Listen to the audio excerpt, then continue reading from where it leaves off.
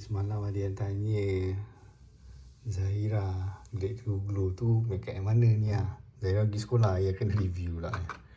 Ni pun dapat sponsor ni, Glade to Glow Custard Skin Tint. Ayam tak tahu benda lah ni. Dia dapat sponsor semua ni. Di mana dia pernah beli, semua dapat free lah. Itu belum, macam mana nak buka dia ni? Tak tahu, kau macam ni ha. Lepas tu, macam mana?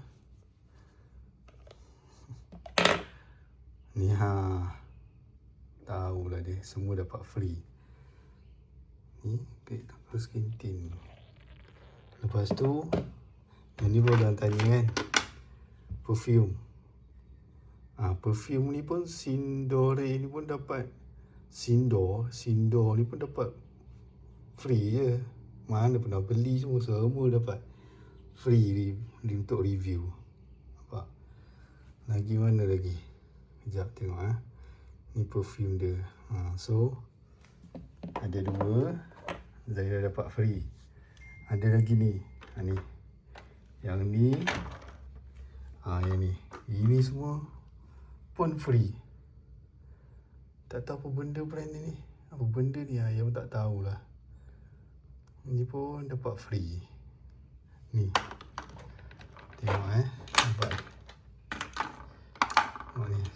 Kira ada 1, 2, 3, 4, 5, 6 warna lah. Dapat free. Tak tahu dia dapat daripada mana. Tahu-tahu barang sampai, dia suruh review. Ni Amuse ni pun dapat free. Apa benda ni? Ya Allah, apa ni? Amuse Chip Top. Apa benda ni?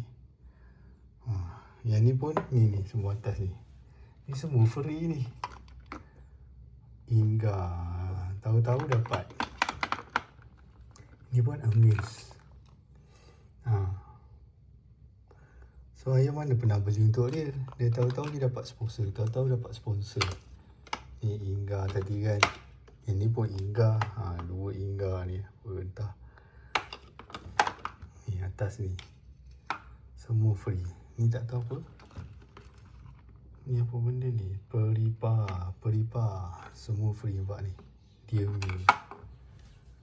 Ayah tak pernah beli pun. Kalau nak tanya semua ni. Ni. Mana pernah beli. Tahu-tahu dia dapat free. Ni kat mana tadi dia susun tadi balik. Ni Glade to Glow. Tahu-tahu dapat free. Tak tahu kat mana dia dapat.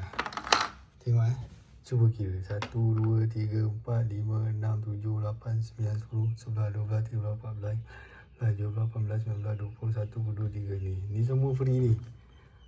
Zahira pergi sekolah, so tak boleh nak apa, buat video, dia suruh minta ayah tolong. Yang ni Pokelufis. Ayah pun tak tahulah barang-barang makeup perempuan ni. Ni semua dapat free lah. Yang ni pun nampak. Timbam Kering ni So kalau nak tengok barang apa yang Zahira dapat, nanti dekat yang klik link dekat bawah tu, yang ada link Shopee tu Semua free ni. Ayah mana pernah beli untuk dia. Tahu-tahu dia dapat free. Ada daripada Korea, ada daripada China, daripada Singapore. Semua nampak ni. Penuh barang dia.